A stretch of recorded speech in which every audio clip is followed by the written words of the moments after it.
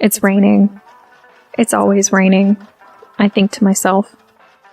I shift around on the paper covering the exam table absent-mindedly as I look out the window. I've always hated the institutionally white walls of hospitals, even more now since I'll be spending more and more time in one. The doctor comes in, nurse in tow. Miss Norris, how are you today? Scared?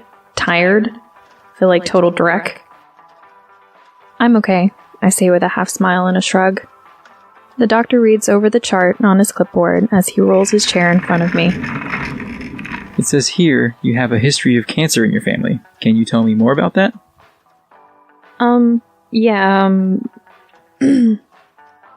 My uncle was diagnosed with non-Hodgkin's lymphoma. We did treatments, but it had spread to his bones. I look down and fidget with my bracelet. Miss Norris, we will be performing a vacuum-assisted biopsy.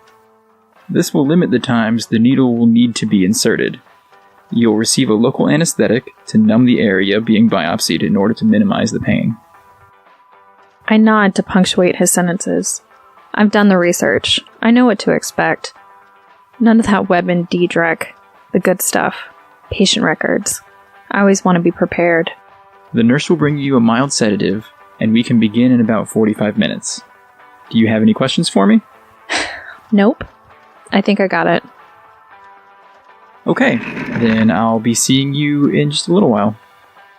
He nods to me before he opens the door to leave, the nurse still in tow. I'm not even sure why she had come in with him. 10 minutes later, a new nurse walks in with a small cup containing a small blue pill. Hello, Miss Norris? Sorry to keep you waiting. Here you go.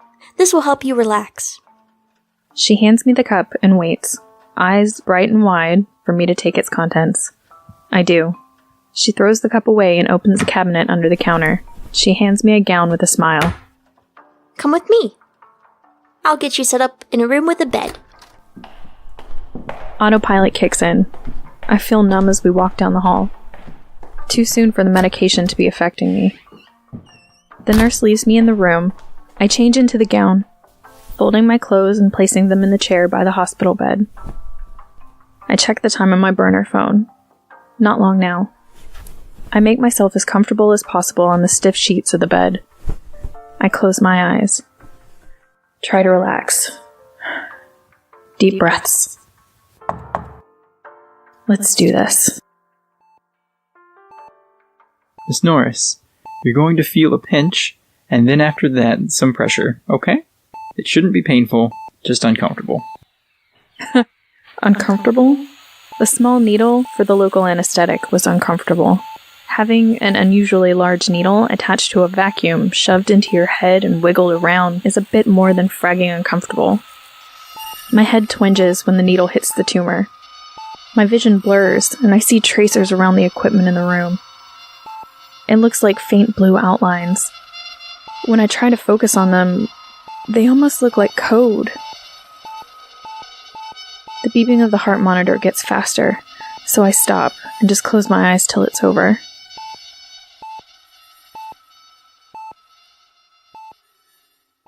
After the procedure, they let me sleep for a while.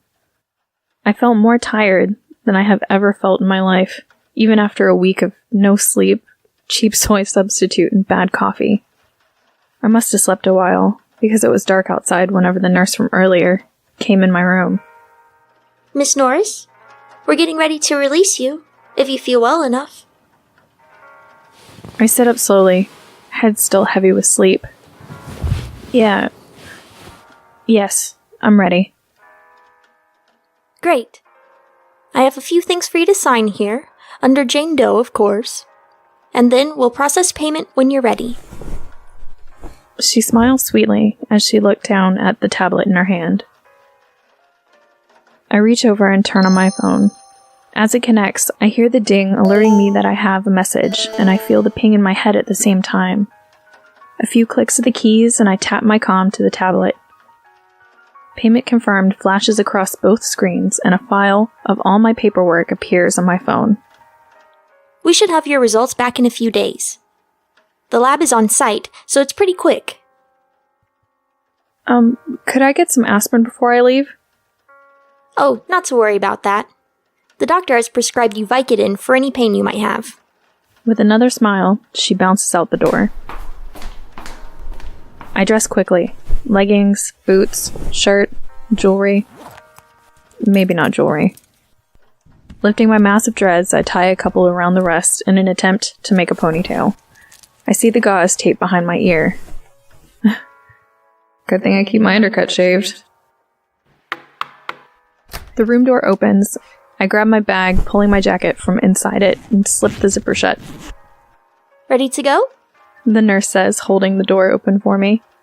I take one look around the room, making sure I'm not forgetting anything. Yep. I say with a shrug, clipping the backpack strap across my torso. She escorts me to the large, half-circled nurse's desk, hands me a bag with what sounds like pills inside, and directs me to the exit.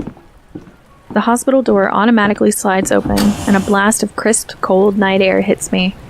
I decide to walk home. It's only 8. The streets are teeming with life. Everything seems less real without AR lenses in. I grew accustomed to ads whizzing into view when you get too close to shops.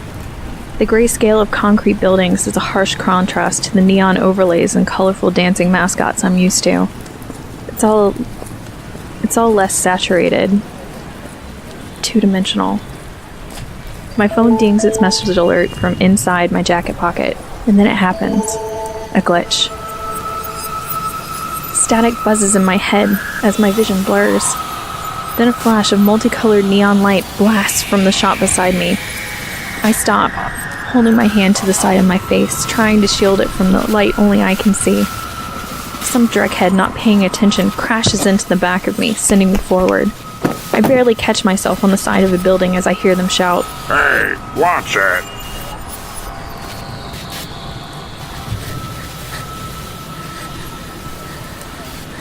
After a few seconds, my vision returns to normal.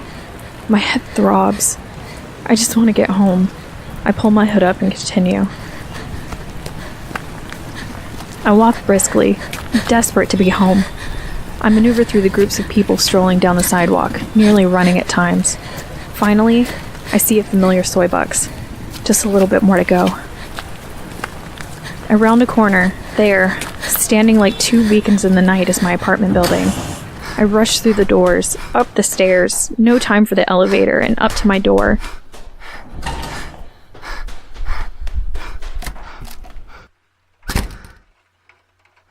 As I go inside, Cat comes trotting out of the bedroom and lets out an excited meow.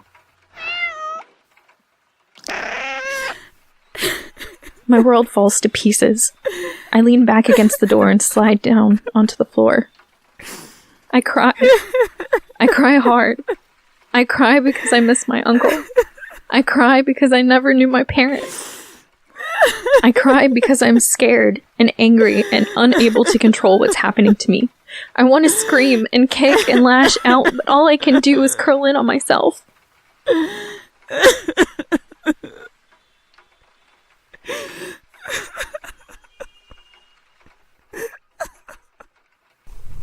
After my cries subside, I feel something soft touch my arm. Cat rubs up against me, meowing in distress, emojis flying across the LED panel on the wall.